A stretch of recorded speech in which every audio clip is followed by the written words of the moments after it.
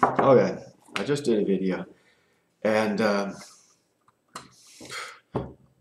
just deleted it. I don't know why. I was looking at it and I saw some other videos underneath it, and so I want to delete these other two, but I deleted the video. Maybe it's somewhere on my computer, but I'm just going to do another one.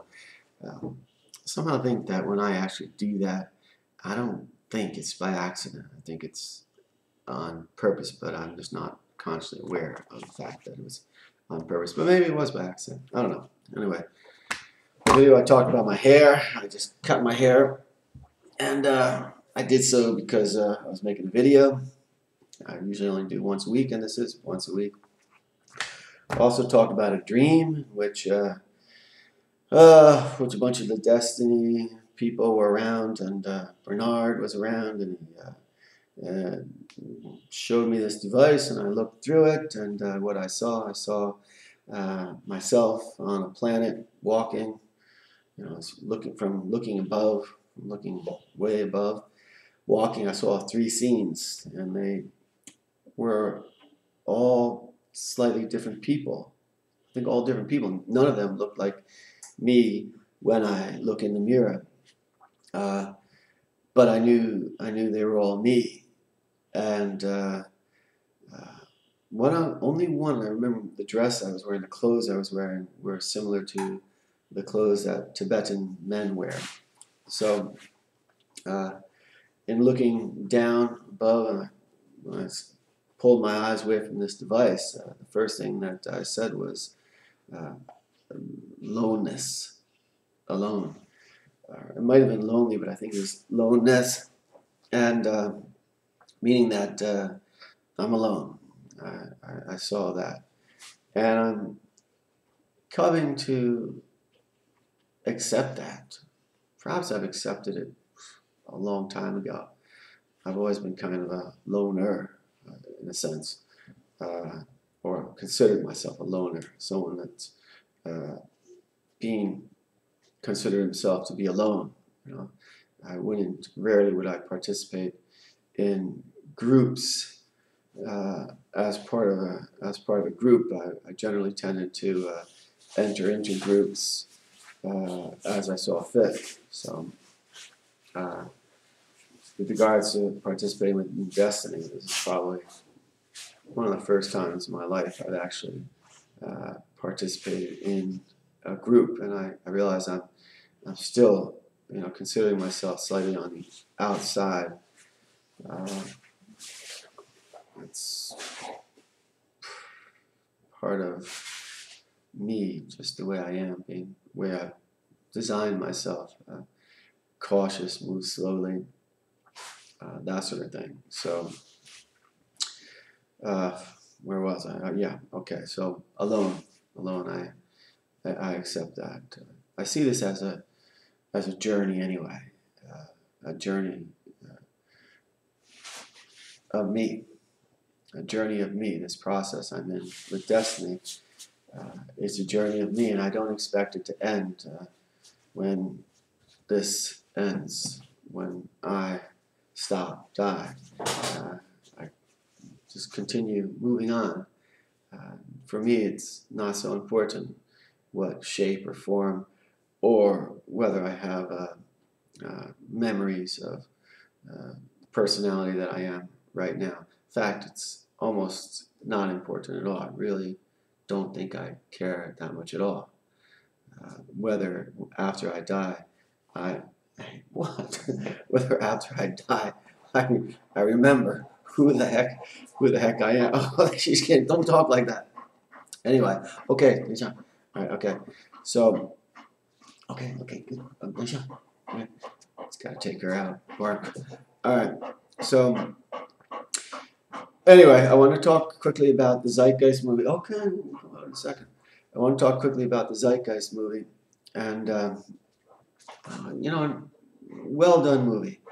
And I've noticed that some people, some people in their vlogs have already started referring to it, not referencing it, which I think they should, Well, it doesn't really matter if they do or don't. You use the information and knowledge is out there, and use it because it's some well thought out information and knowledge. Resource-based economy is certainly something to be considered and not excluded. You know, going forward, um, going forward with the goal about bringing equality to all life in the universe does not mean one has to be mutually exclusive. In other words, uh, there are many roads to get to the same destination. Some roads take longer and take a different path. But if the roads that lead to the same destination, if the roads, two different roads go different paths, but they lead to the same destination, as far as I see it, there's nothing wrong with that. Different people will take different paths to get to the same destination. And like equal money system, I see many of the things in the Zeitgeist as part of the solution. A resource-based economy is certainly something to consider. In fact, I would look at an equal money system in conjunction with the resource-based economy, neither one being more important, but an equal money system definitely an interim solution. Eventually, you just don't want to need money at all. And resource-based economy, with regards to what Zeitgeist was saying, um, it's a good step forward. It's a good step forward in ideas that could actually be used. They don't take it all the way to including all life equally, but it's part of a process, and they're in a process too, and eventually they'll see that. It's kind of like there you got the architects, designers, engineers working out how people and nature can live together. At Desteni, for example, you got life coaching, the introduction to Desteni process, like a life coaching, which is about educating people about life, the universe. I almost see Desteni as setting the stage to for education. Education. It's about education, teaching people about life, and preparing others to be instructors, to be teachers, to teach others about life. With regard to Zeitgeist, anyone involved in the equal money system, look at what they're doing objectively, without fear of needing to say something, say this or say that, because as soon as you let fear into it, well, you're probably going to misspeak anyway. Okay, that's enough on Zeitgeist. Did I speak of the dream? I think I spoke of the dream. I got written down in one of my things to talk about my wife and process. As far as this process that I'm going through, the Desteni process, structural resonance alignment training, IDT, introduction to Desteni, material, stuff like that. It's a process about self, obviously, and I'm really starting to see so many things about me that I hadn't seen before. And through self-forgiveness, it's really quite interesting, quite amazing tool. I've my world's been changing. People have been changing, but actually they haven't been changing. I don't think it's me that's been changing, and I just didn't recognize it before. For example, right now I'm focusing for a long time just on my relationship with my wife, and I've always considered her to be just someone who doesn't want to talk very much at all. And but in looking at these mind constructs that I've been doing of the way my personality has been formed, I've formed my personality. And doing self-forgiveness, applying self-forgiveness on patterns that I found I went into.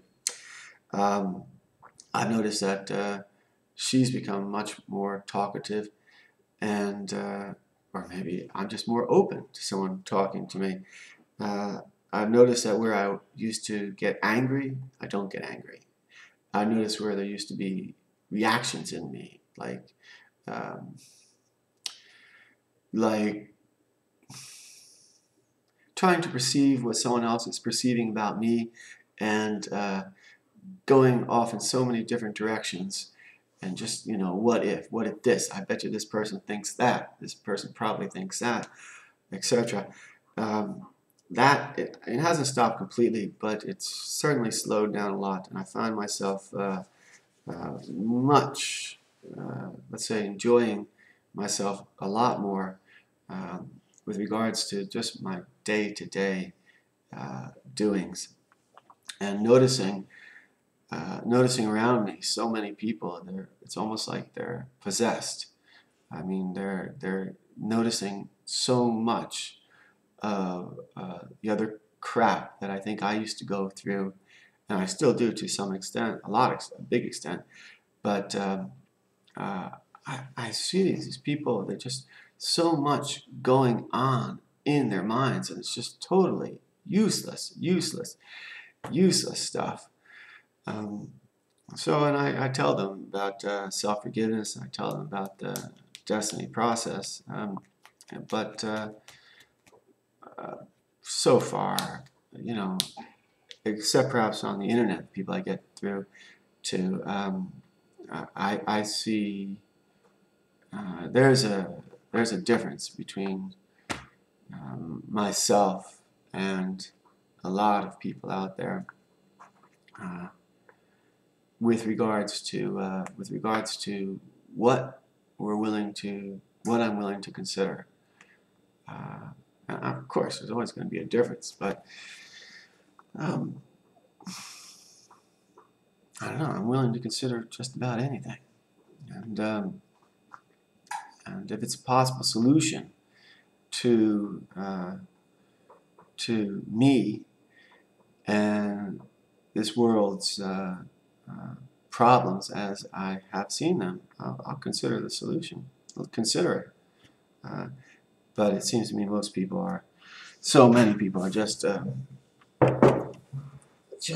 refuse, just turn off every time I speak to them about the problems in the world. I guess my wife would be a good example. She said, try to tell her about what's going on in the world. I told her. She said, we don't have any money. I said, honey, we're in the upper 90, not upper, middle 90%.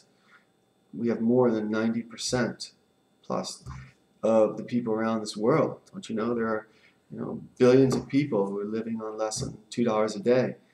And no, she doesn't know that. There are people starving out there. No, she doesn't know that. Do you know how many children are dying every day? No, no idea. And that's about as far as I get with that. And that's further than I get with most people.